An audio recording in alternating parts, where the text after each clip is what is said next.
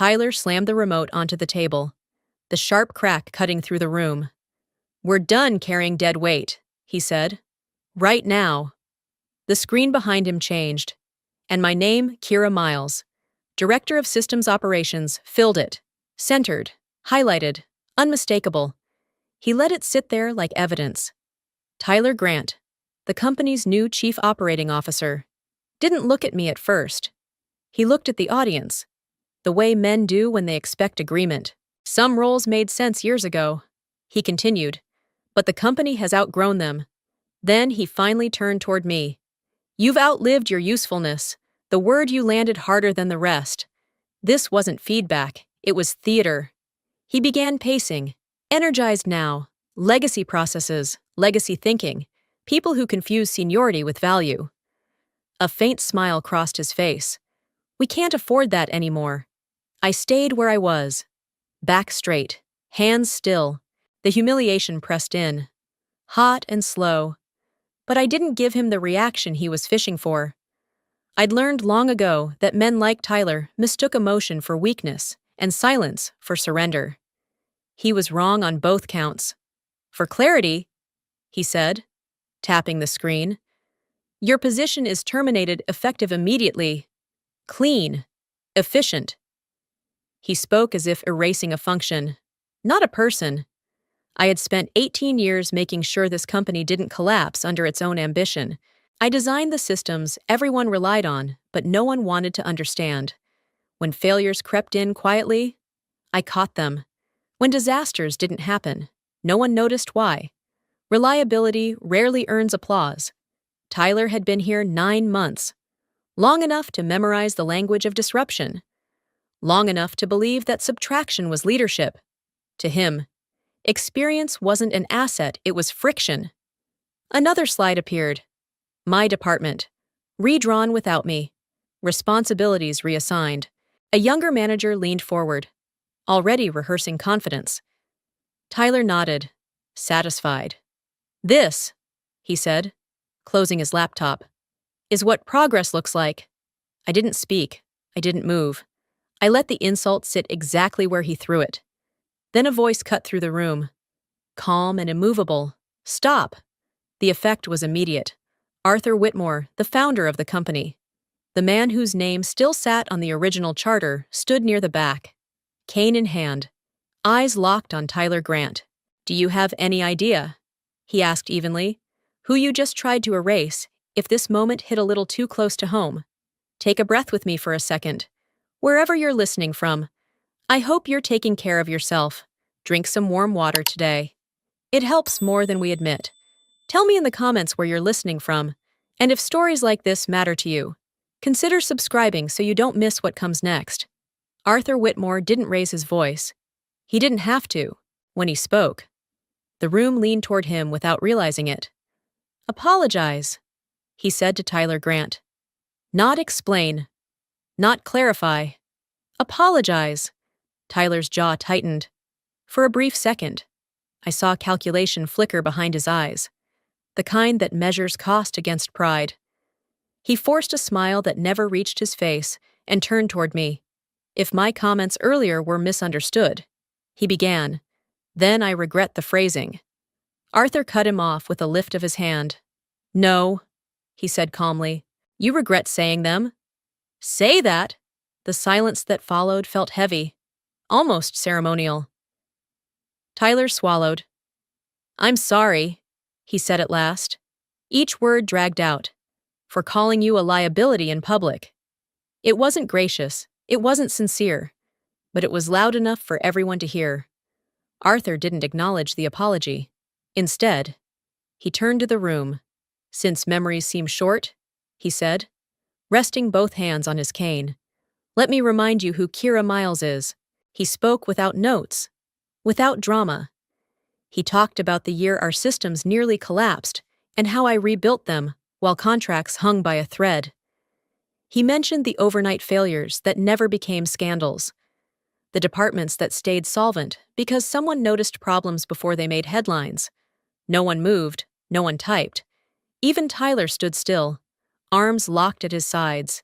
She wasn't slowing us down. Arthur continued, She was holding us together. His eyes swept the room. If that's what you call dead weight now, then this company has lost its sense of value. For a moment, satisfaction warmed my chest. Not triumph, something smaller and sharper, being seen, publicly, after years of invisibility. It felt good, too good to trust. Arthur finally looked back at Tyler. "You will not make personnel decisions this way again," he said. "Not while my name is attached to this place." HR cleared her throat and stood. "For transparency," she said carefully. "The termination decision regarding Ms. Miles is under review. No final action will be taken until further notice." Murmurs rippled through the room. Tyler nodded once, stiffly, as if compliance were a favor he was granting. The meeting ended shortly after. People avoided my eyes as they filed out, unsure whether to congratulate me or keep their distance.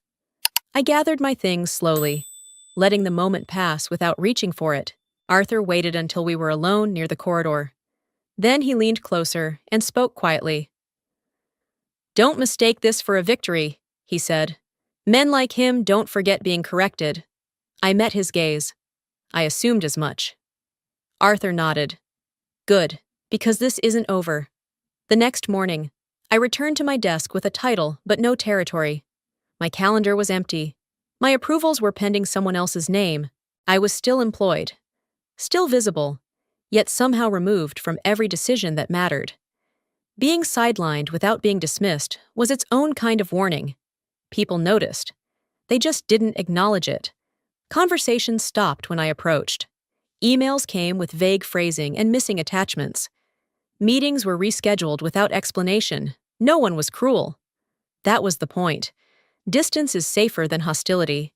Small problems began surfacing in the systems I used to oversee. Nothing dramatic. A delayed vendor confirmation. A duplicated invoice that didn't reconcile cleanly.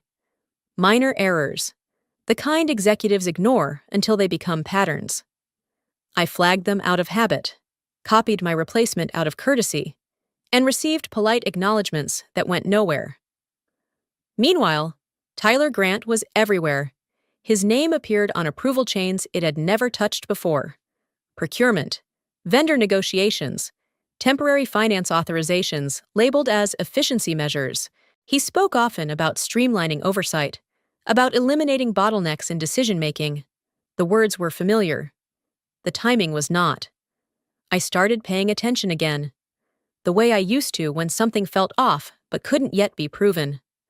I watched how responsibilities shifted, how one person no longer needed a second signature, how temporary access became permanent if no one objected quickly enough. Tyler wasn't breaking rules. He was collecting them. What unsettled me most was how quiet it all was. No announcements, no resistance, just a gradual narrowing of who could see what, approve what, question what. Control rarely arrives loudly. It prefers convenience. Late one afternoon, while sorting through system notifications I still received by inertia, I noticed a request sitting untouched in the queue. It wasn't addressed to me, but my old access still allowed visibility.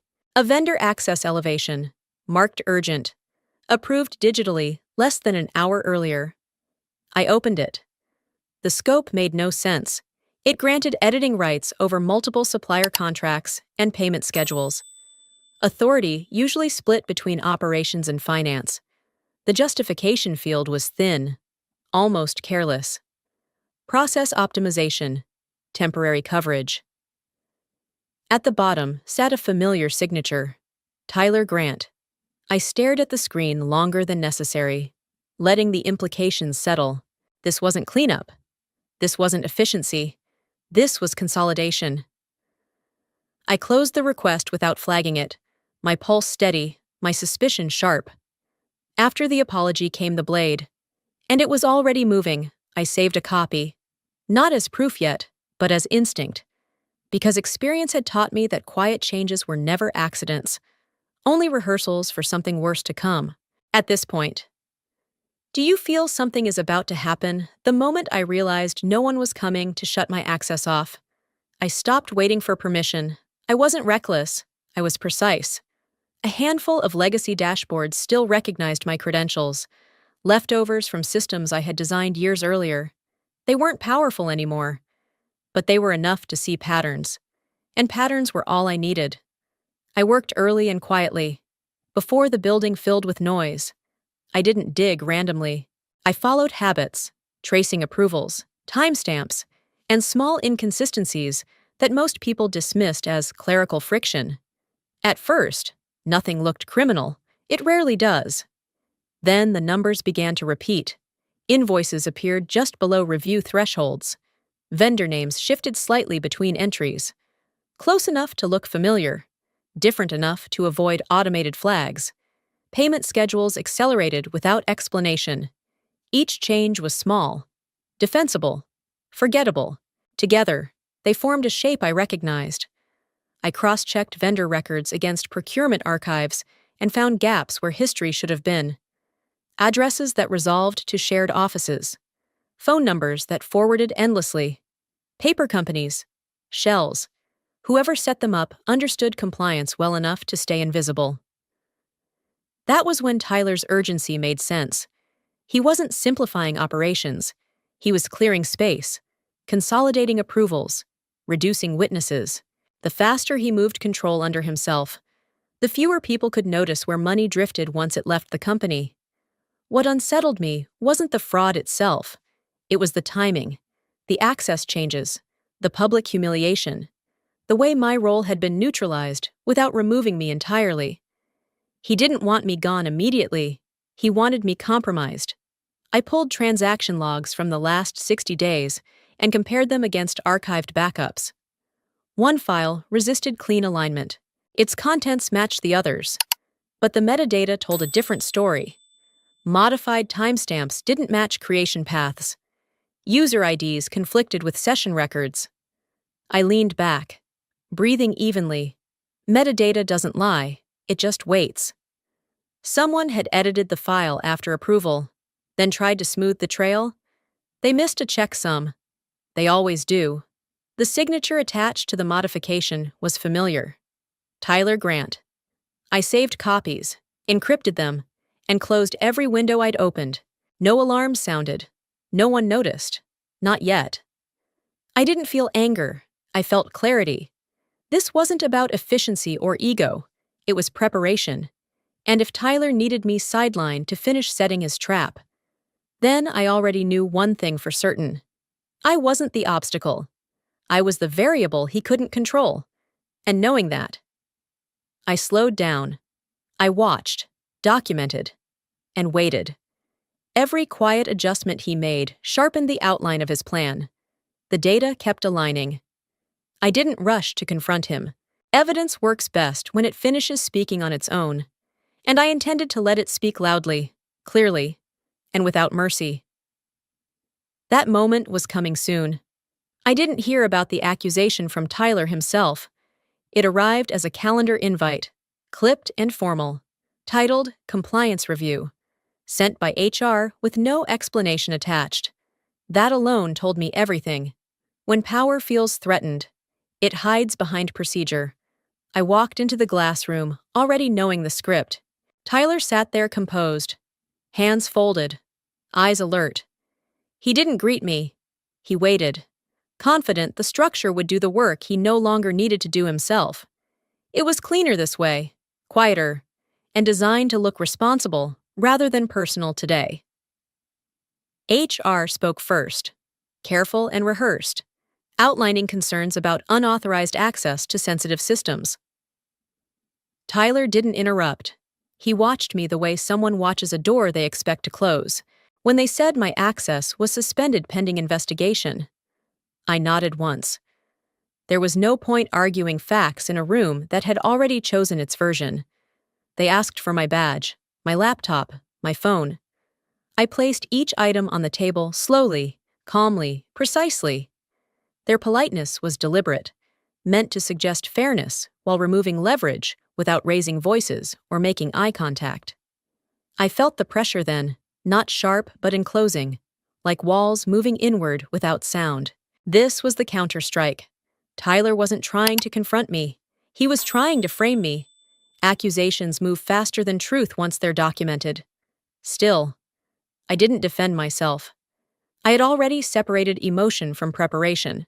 Weeks earlier, I had copied logs, approvals, metadata trails, storing them outside the company's reach. Silence. Here was strategy, not weakness, not fear, but deliberate restraint shaped by experience and long memory of how systems collapse when evidence arrives too early or alone. They escorted me out politely, as if courtesy could soften removal. My desk was already half empty. Permissions revoked mid-morning. Colleagues looked through me, uncertain which version of events would survive. I carried nothing personal with me except certainty. Tyler had moved too fast, claimed too much, assumed I would scramble. Instead, I documented the timing, the access cuts, the sequence. Pressure reveals habits. Habits reveal intent. And intent leaves patterns that audits can follow even when people lie convincingly for a while longer under professional language and stage concern during moments like these. I learned about the audit days later, not from HR, not from Tyler, but from a subtle shift in behavior. Requests paused. Approvals slowed. Arthur Whitmore had activated something quietly. Without announcement. An independent review. Outside internal loyalties. Outside Tyler's control. I felt the pressure ease. Just slightly. I was suspended, isolated, accused. But I was not exposed. The counterstrike had failed. And the next move would no longer be his. It would belong to records, timestamps, and people who followed evidence without needing permission or forgiveness or fear anymore from anyone involved here. If you were me at this moment, what would you do? Leave a comment below. Arthur Whitmore didn't call me to his office. He chose a quiet cafe 2 blocks from headquarters, the kind no one noticed because it had been there forever. He arrived early, already seated, reading nothing. When I sat down, he folded his hands and looked at me as if he had been waiting much longer than that morning. "You handled it correctly," he said. No preface, no comfort, just a statement. I didn't thank him. I didn't need reassurance. I needed clarity. "They've suspended me," I said. "He's moving faster now." Arthur nodded once. "Of course he is." For a moment, I thought he would offer protection. A statement, some public correction that would stop the bleeding. Instead, he leaned back and surprised me. Let him continue. I watched his face carefully. "You want me to do nothing, I want you," he said evenly.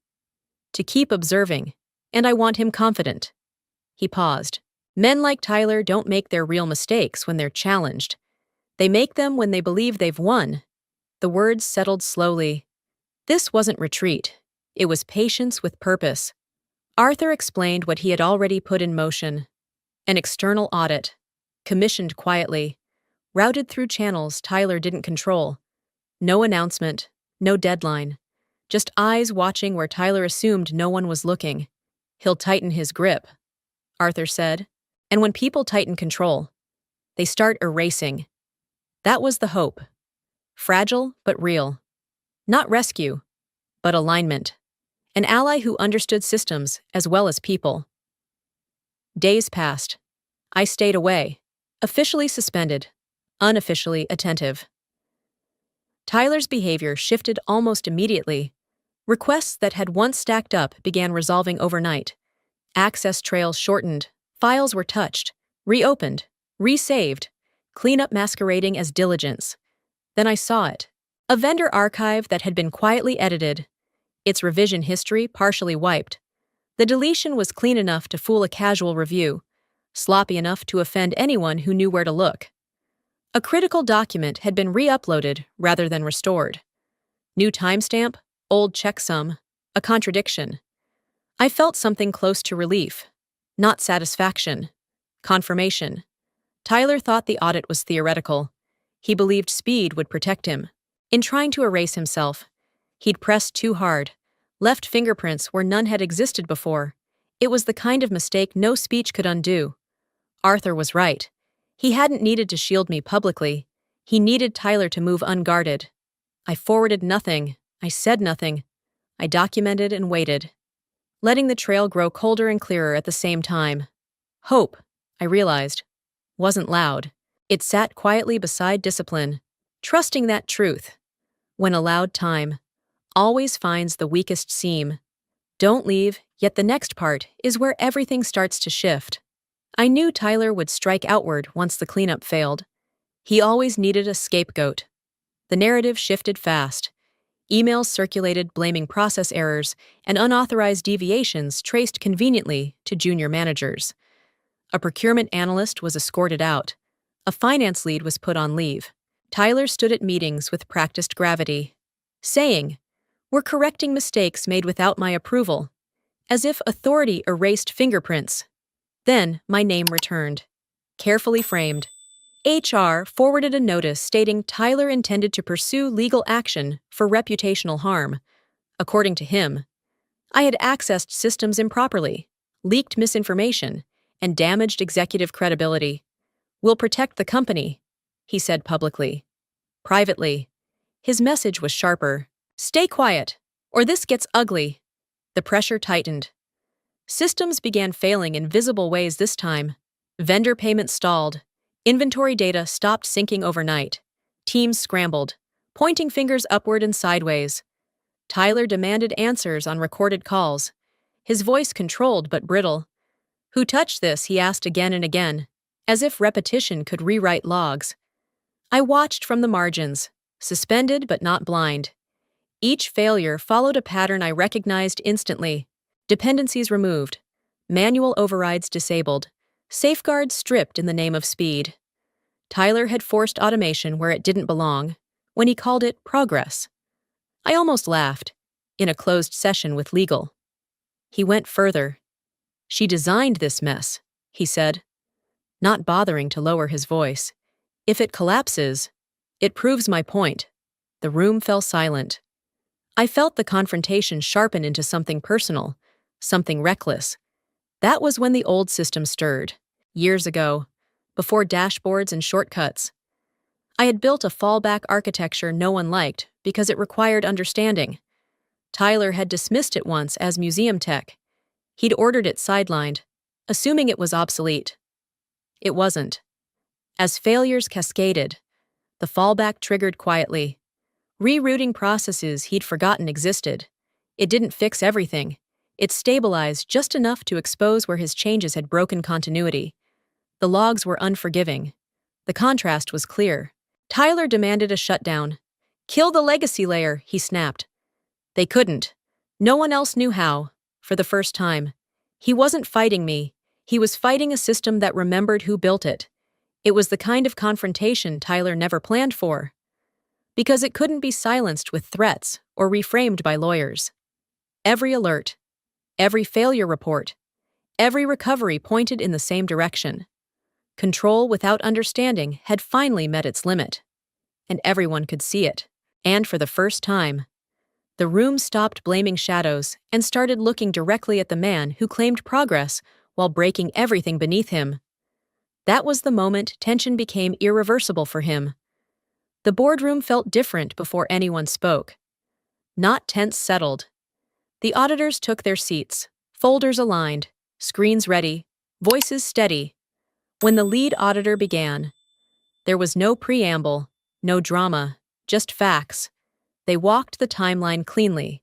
Vendor accounts created, edited, paid, and retired. Amounts shaved just under review thresholds. Invoices approved minutes apart. A map of money that looked accidental until it didn't.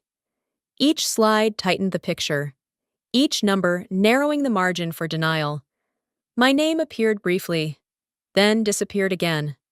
The trail didn't need me. It led forward, not backward. Shell vendors shared addresses, phone numbers looped, digital signatures repeated with mathematical indifference. Tyler Grant's signature sat where oversight should have been. Someone asked if it could be coincidence. The auditor answered without lifting his eyes. Coincidence doesn't balance this neatly. Murmurs spread and died. The room was listening now. Charts shifted to logs. Logs to metadata, a single file, altered after approval, carried conflicting timestamps and a mismatched checksum. The explanation failed before it was offered. The system remembered what people tried to forget. Tyler leaned forward, jaw tight. "This is a misinterpretation," he said. "Access was consolidated for efficiency." He glanced at me, then away. "Anyone could have exploited it." The auditor nodded once. "We considered that." Another screen appeared, showing access paths converging on one account. One device. One pattern of late-night edits. The edits originated from your credentials, Mr. Grant. Silence settled. Not shocked, but complete. I felt a small, contained satisfaction, not joy, not triumph. Recognition. Justice beginning to take shape without asking for applause. Arthur Whitmore sat at the end of the table, hands folded, saying nothing. He didn't need to. The evidence spoke with the patience of someone who had been allowed time. When questions turned toward him, he only said, "Continue." The auditors did. They froze accounts. They flagged transfers. They outlined next steps with the calm of people used to endings. Tyler's certainty thinned. His eyes searched for allies that didn't answer. That was when it landed on him. Not the fraud, the timeline. Dates stretching back farther than he expected. Reviews scheduled before my suspension. Monitoring triggered before his cleanup began. He looked at Arthur, finally understanding. Arthur met his gaze. "Unreadable." "You knew," Tyler said quietly. Arthur replied just as quietly.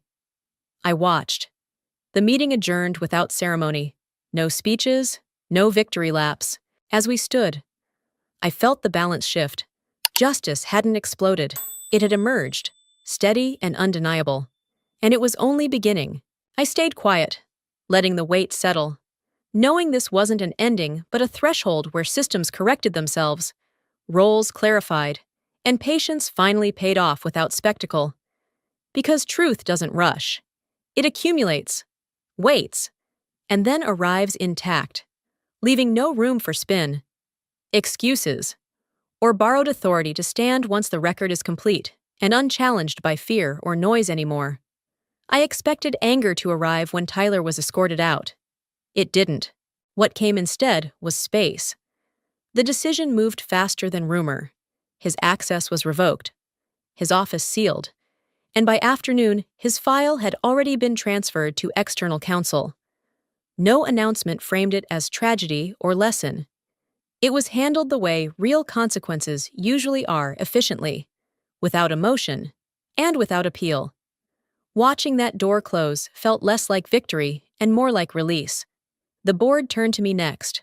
An offer, carefully worded, to return to my previous role. Same title, same responsibilities. A restoration, they called it. I listened without interrupting, already knowing my answer. Going back would mean pretending nothing had been revealed. That power had merely misfired instead of exposing itself. "I won't," I said. Calm. Certain. That position no longer makes sense. No one argued. They had expected gratitude. Instead, they recalculated. Arthur Whitmore spoke after a pause. "Then don't return to it," he said. "Redefine it." He described a new mandate oversight without operational dependency. Ethics tied directly to systems. Reporting to the board. Insulated from executive pressure. Authority designed not to manage people, but to prevent quiet abuse before it metastasized. I accepted without hesitation. Not because it felt like promotion, but because it felt final. Tyler couldn't sidestep it. No one could. The role existed precisely because of what he had tried to do. Later, as I walked through the building, conversations resumed normally, not hushed, not careful, just ordinary again. That was the clearest sign the damage had stopped spreading. I passed Tyler's empty office without looking in. Whatever remained there was no longer my concern. Retaliation had never been my goal. Closure was. I hadn't won by outmaneuvering him publicly or humiliating him in return. I had waited, documented, and allowed systems to respond the way they were designed to. The power shift was quiet but permanent. Decisions would no longer hinge on charisma or speed alone. There would be structure where shortcuts once lived, visibility where shadows had been useful. As I left that evening, I realized something unexpected. I didn't feel lighter because Tyler was gone.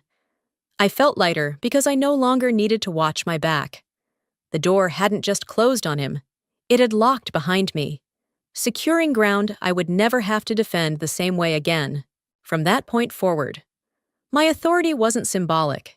It was procedural, documented, and enforced. Decisions now left traces. Exceptions required witnesses. Silence stopped being a weapon. The company didn't change overnight, but it corrected its posture, choosing endurance over theatrics, accountability over impulse, and systems that protected people instead of exploiting them fully. I packed my things slowly, not because there was much left, but because there was no reason to rush. The office looked the same as it always had. Screens humming, lights steady, systems running without ceremony. I didn't feel the urge to look back for validation or linger for closure. Those things had already happened quietly, where they mattered. People watched me leave without knowing what expression to choose. There was no applause, no awkward sympathy, just normalcy returning to its place. That felt right. Justice, I had learned, rarely announces itself. It settles in. Arthur Whitmore walked with me part of the way, his pace unhurried. Near the elevator, he stopped and looked around as if confirming something only he could see. Then he said it, simply, without emphasis. "This company exists," he said, "because of the people who were once called a burden." I nodded. It wasn't a compliment, it was a correction. We didn't talk about Tyler. There was nothing left to say about him. His absence had already done more explaining than his presence ever had. The systems were stable. The oversight was in place. The trail he tried to erase had become policy. When I stepped outside, the air felt lighter, not triumphant, just clear. I wasn't leaving behind a battlefield. I was leaving behind a finished chapter. The work ahead would be quieter, slower, and difficult in the ways that actually mattered. As I walked away, I understood something that would have sounded hollow weeks earlier. I hadn't been protected because I was indispensable. I had been proven necessary because the structure finally recognized endurance without spectacle. The systems were still running, not because of Tyler Grant, but because of the people he tried to remove, whose work continued long after the noise faded. Living through this taught me something simple and uncomfortable. Real value is quiet, and it's often mistaken for weakness until the moment it's gone. I didn't win by shouting, rushing, or humiliating anyone back. I survived by staying clear-headed, by trusting evidence, and by respecting myself when others didn't. That's not just strategy, it's dignity. If you've ever been underestimated, pushed aside, or labeled unfairly, I'd really like to hear your story. Where are you listening from right now? Share it in the comments. And if this resonated, a like, a share, or a quiet subscription helps more than you know, so these stories can keep finding the people who need them.